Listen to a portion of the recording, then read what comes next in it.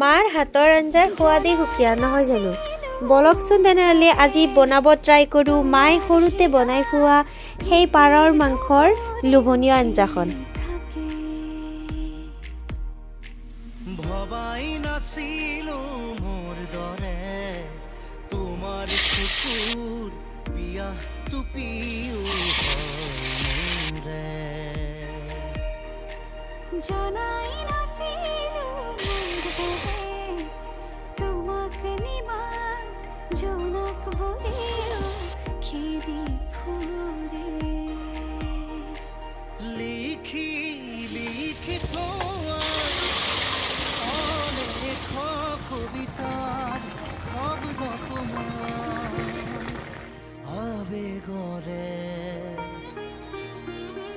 ভবাই নাছিলো মোৰ বাবে তোমাৰ